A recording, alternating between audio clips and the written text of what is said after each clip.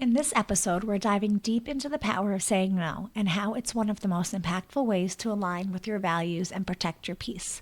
We'll explore how setting boundaries can create space for what truly matters and why learning to say no is an essential skill for living in alignment with your goals, relationships, and overall well-being. And because we know this work takes practice, we've created a free downloadable guide to help you identify your core values so you can make more confident, intentional decisions moving forward. If you're a multi-passionate hustler who loves squeezing the juice out of life and is always looking to get to the next level, then Share the Wealth is for you. Welcome. I'm Zeba. And I'm Sarah.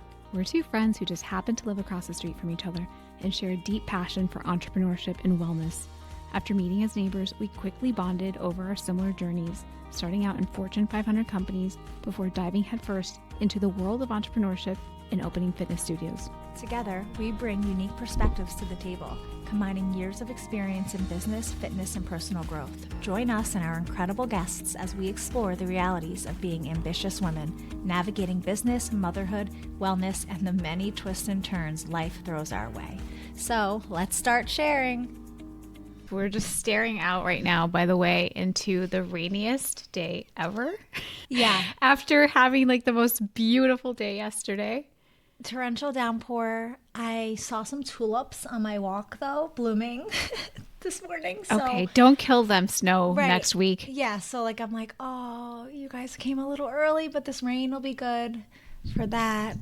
But yeah, gloomy day. We're super comfy. So this is why we're wearing these amazing sets that make us feel Gen Z, right? Oh yeah, they're oversized, super comfy, very wearable. A quick little plug for Noble. Yeah. You know, typically, I think in most of our minds, Noble is more of a training performance brand, but they've come to the table with some athleisure, everyday pieces. It's going to be hard to say no to wearing this every day. Great point. I have been wearing it a lot, and this is why I've got yogurt from Little Fingers and oil from cooking, but you all can't see that. So yeah. You Mine know, is still pristine. You know it's there. For the next 5 seconds. Yeah. Looking good, feeling good-ish, a little gloomy, but comfortable. We're ready to talk about saying no. It is the hardest thing for most of us, especially high achievers, but more for women. We thought we would kick off by saying why culturally we struggle to say no. To set the stage. And yeah, like you said, for women, we're taught to be agreeable, we're taught to be accommodating, and we have this fear of damaging others' feelings or relationships. So we often overcommit and just say yes to too much. Yeah, and not doing anything well. And I think that is such a great point about, you know, we don't want to hurt feelings. And a lot of times people are so understanding when you just say, you know what, I want to spend time with my kids, or I have work to finish. And, you know, we're thinking, or overthinking rather, that it's going to be the end of the world to them if we can't make plans. We're thinking about others' feelings, or maybe always we are. And then we're also thinking about our own feelings and having this scarcity mindset of, you know, just saying yes out of the fear of missing out. FOMO. Everybody knows about FOMO. The fear of missing out or losing an opportunity. If I go to this event, I might meet someone, or if I don't go, I might miss this opportunity. So that's always in the back of our head too. And of course, with the way things are with social media, you see people, it seems like they're doing stuff all the time. All the time. Which, by the way, if I had been on social media as a teenager, I don't think I would have survived. Those poor kids have to watch everybody else do stuff. But that's a different conversation. No, totally. So yeah, we're just saying like we want to people please, so we say yes. We don't want to miss out, so we say yes. But often we're not aligning our priorities, and we're not saying yes for the right reasons. We're going to provide a structure of how to align your values with the things you're saying yes to or no to. Yeah, definitely. I have a framework. We are providing a downloadable worksheet to help figure out your value system. That's the first thing we want to talk about. Go through time allocations and just taking a good look at your schedule to see, you know, do those things that you're saying yes to align with your goals and the things that matter the most to you, so that you can not feel like you're burning, you know, the the light at both ends and burnt out. So when it comes to defining your core values, some of the main buckets for many of us are family, career, social life, money, health, self-care. So those are just some broad areas. Am I forgetting something? Success, I guess, but those things might define success. So depending on how you want to bucket it. But just thinking about what are those key areas and why do they matter to me? So, for example, self-care, which is something that we've talked about already a little bit. It's funny how like one of these, they all can affect each other. I want to make sure I'm going to sleep early, right? Because I know, I guess technically that falls in the self-care bucket. But if I sleep more, sleep better, get more rest, I'm better with my family, my social life, and my health. Just trying to understand why these things matter to you. And if one of them don't, that's fine too. Maybe you don't care about money. Great. Don't include it, but you'll see, you'll be able to dive more into this in the worksheet. And what's funny is like I don't think anyone would say, I don't have any values. We all have values, but so few of us have put pen to paper. And I can admit that my husband has been wanting to outline our family values in writing. Amazing. We haven't done it yet, but when we have to do it, right? It's just something about writing it down and seeing it on paper makes it more real. It's almost like manifestation.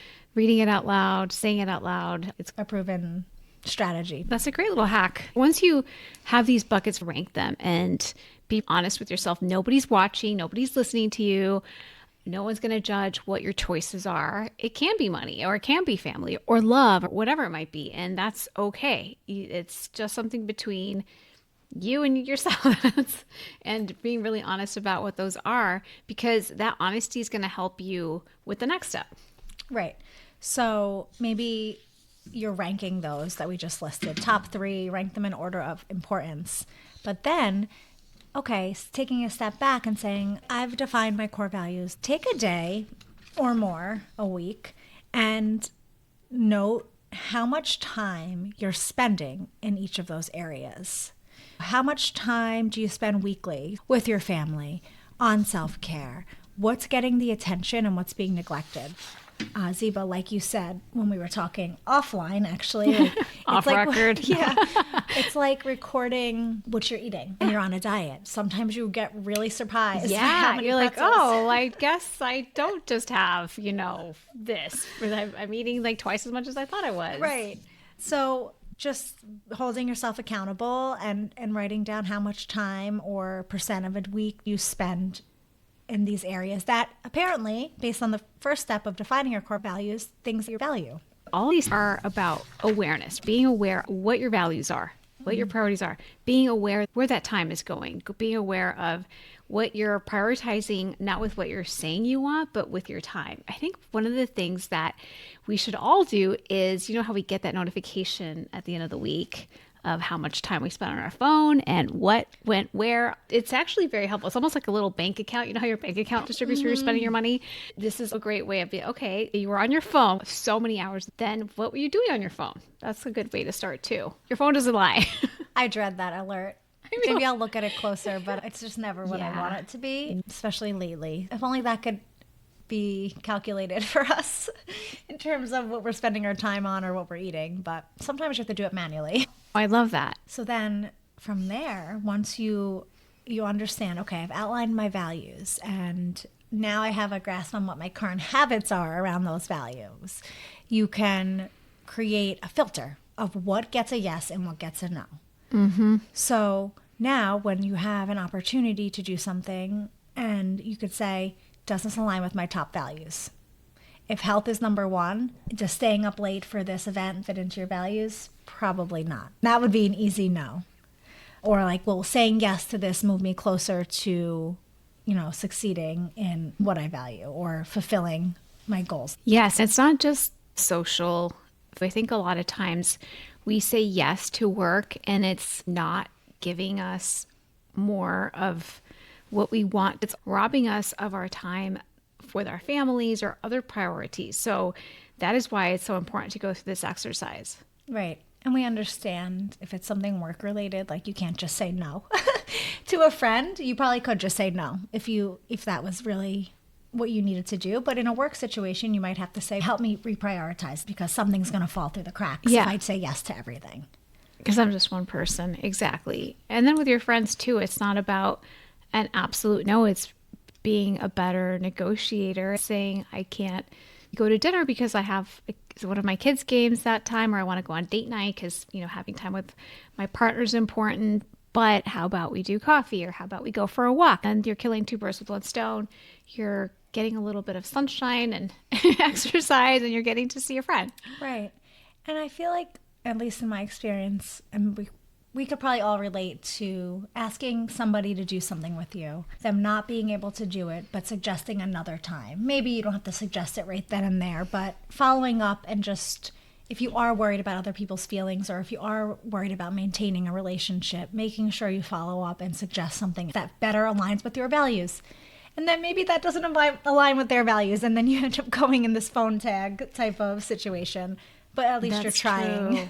But it also, and we'll get to this in a little bit, but it also invites the discussion to have your friend share with you their boundaries, and because it's really what it comes down to is boundaries, right? So it's like, if you're saying, I can't make it work because I have XYZ, then they'll feel safe to say, I can't do that because of ABC. Exactly. It's about sharing more and being open to that conversation. I have a friend who asked me a couple of times to attend a yoga class with her, and it was really early morning. And a couple years ago, I would have said yes. And I was doing early morning workouts, so I was happy for her to ask me. Part of me wanted to say yes because that is how we have connected in the past. And I had to say no, and I had to say no a couple of times. Finally, I said, no, I'm not doing early workouts right now. It doesn't fit into my schedule. It was valuable for me to qualify why I was saying no instead of just saying no, I can't make it, because then she knows she's not going to ask, and we'll find something else to do together. And it is about, and we're back to friendships again, but evolving, and we change, and just being clear about why sometimes, if you feel comfortable. It takes practice, and that's the step. Practice saying no. Practice makes perfect, as we know, and it's as easy as starting with something that's low risk, right? Maybe somebody who's not a close friend or your boss or a client, but something that's the stakes are a little bit less high. Right. I like the idea of reframing it. It's not a rejection, it's a redirection. Thanks for asking, but I can't commit to that right now. Would you like to do X, Y, and Z instead? Making sure you're protecting your time, not feeling like you need to over-explain, but how are you going to feel when you say no or yes? Just making sure you're clear on what your feelings are going to be.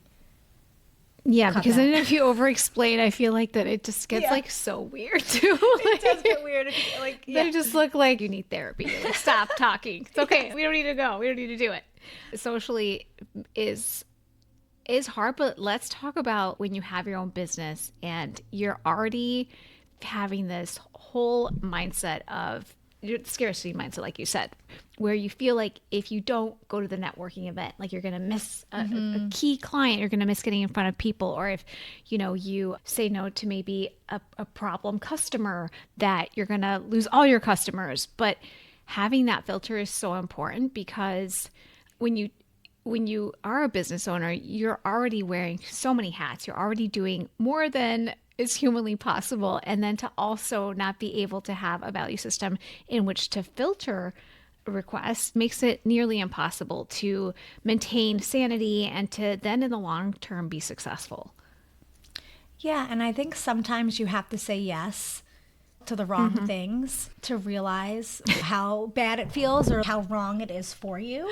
We said yes to setting up a table at an event recently because of scarcity mindset. Nothing came of it, and we weren't prepared for it either.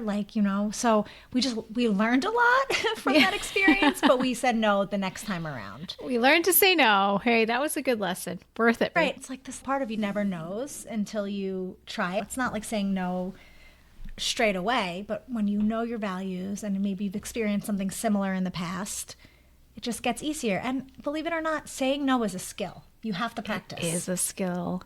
So practice. I remember it when we were first opened with Mozzie Dance Fitness, we would get like really random requests because people think of dance as like a huge umbrella. It's like kid classes. It's like, okay, yes, we can do kid classes. At that time, we were just trying to make money however we could. But then we quickly realized we don't want to teach kids. And then, can you do tap? Yes, I can do tap. No, I cannot do tap. Please, no.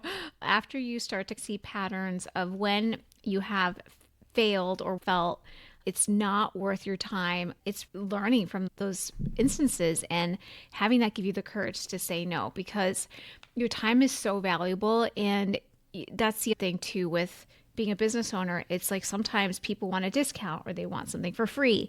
And as much as you wish you could, we're in business to make money. Otherwise, it's called charity or it's called a hobby, right? But really being very strategic with, if you are going to give something away for free or at a discount, there has to be a really good reason. Your values inform your boundaries. Boundaries are a hot topic across all areas of life. And I think it's funny because some people take the approach of like actually talking about them. Like, we have to set boundaries. Some people just implement them. They're important because they protect your time, energy, and it's going to help build confidence in your decisions as you uphold your boundaries to protect your values. It also reminds me of what you said at the beginning about how culturally we're built in to say yes a lot. And with boundaries too, I mean, that's something that I think our generation, like millennials, Gen X, struggle with. I feel like the older generation, like baby boomers, they're a lot better at boundaries. And so are the younger people. Like, I noticed my kids already having boundaries. And I'm like, where did you learn this? And for some reason, I feel like we're lost in the shuffle. And also being a woman and feeling like you have to be liked, you just want to make sure everybody feels okay. It becomes really hard to implement them. Sometimes you don't have to go up to people and be like, okay, these are my boundaries, sign here. Actions speak louder. If you're wondering where your boundaries should be outside of identifying your values and prioritizing time for your values, notice what commitments you've said yes to in the past are making you feel stressed, resentful, drained. What is draining you? And that's something that I've noticed. I don't know if I always had a word to put behind it, but even just certain people could be draining your energy, not because they're bad, but just the way you interact. Oh yeah, like I just heard somebody say, I'm not going to remember who it was, but they were talking about how like when you have plans with people and you're dreading it, that's something you should not ignore. Versus when you have plans with somebody, you're like, I would drop everything to have plans with that person. Right. I know, and it's hard, and this comes with time. Similar to saying yes to too much and realizing how you feel, you need to notice and be aware of these types of triggers, really, for yourself. And it might not be the same for me as it is for you. No. I could ask you to go for a walk, but you might hate going for a walk, and that's fine. I do hate going for a walk. Don't ask me. Okay, I'm allergic to everything. No, just kidding. Well, you tried to go for a walk last night and then ended up in my yard.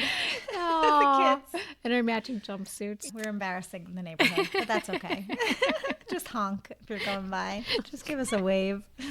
But yeah, I think the boundaries and values thing is kind of a blurred line, right? Like your values inform your boundaries. Your boundaries are implemented because of your values. It protects what's sacred to you. Exactly. We talked about communicating them when we need to. You don't have to announce them. But enforcing them is kind of communicating them because people catch on.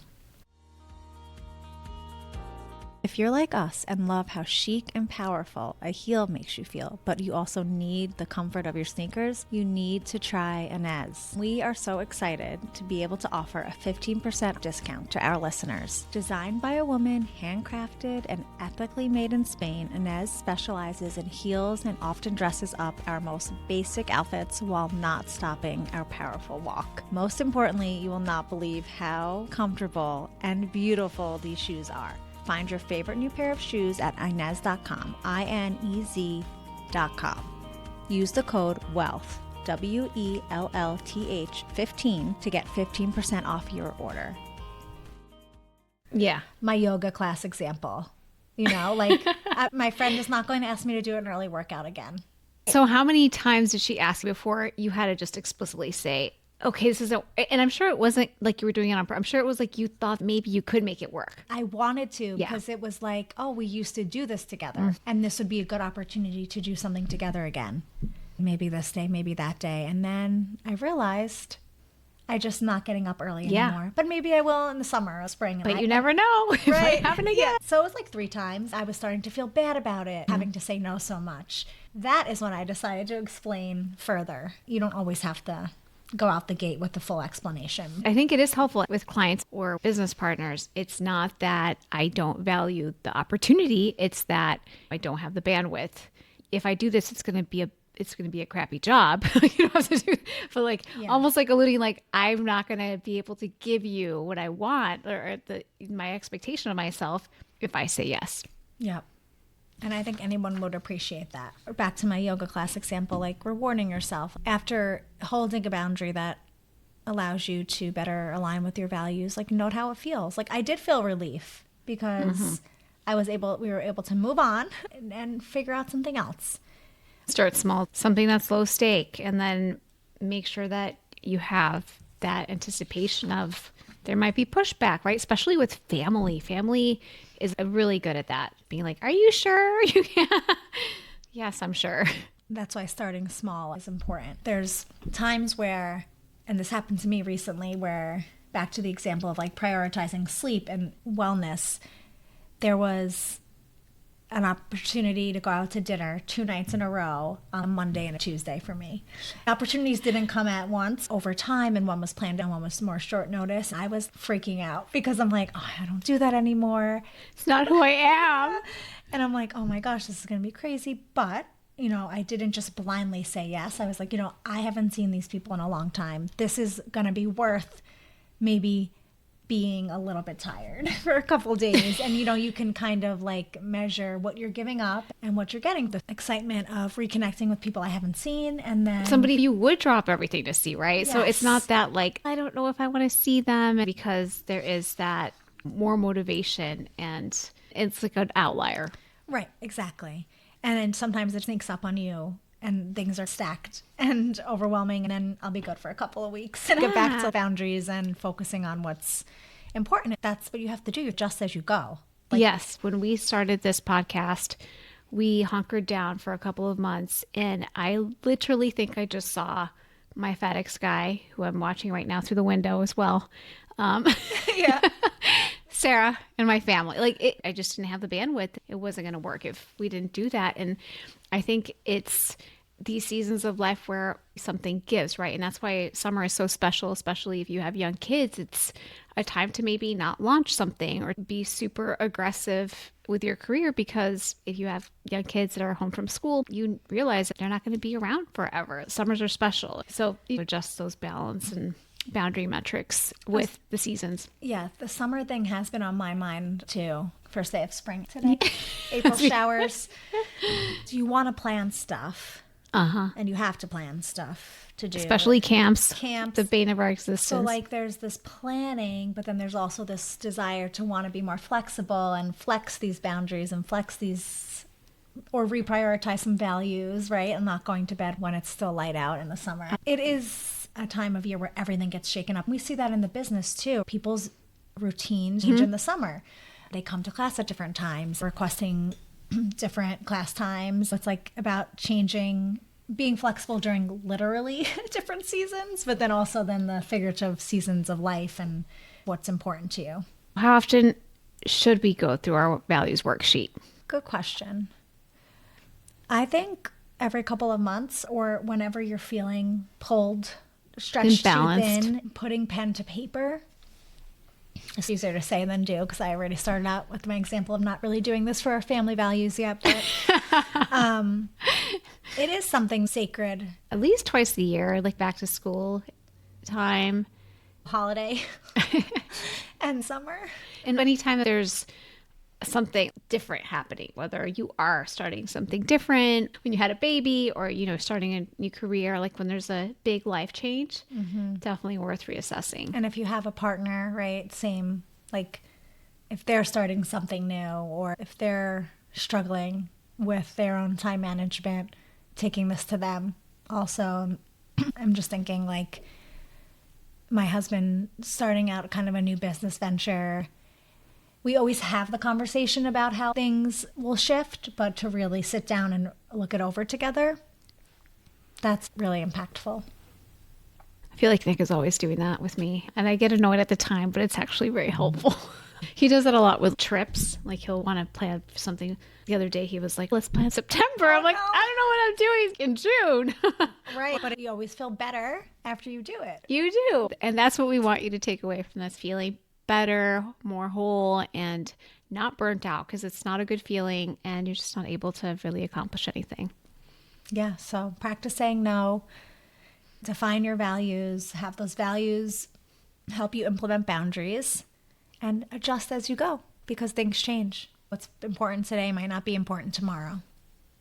Like washing our clothes. Yeah. Not important. You see that yogurt? You can't see it at all. All right. All right. Good stuff. Get our freebie. Identify your values. If you enjoyed today's conversation, the best way to support us is by subscribing, sharing the podcast with a friend, and leaving a review. And we'd love to hear from you. Comment below or slide into our DMs. See you next time.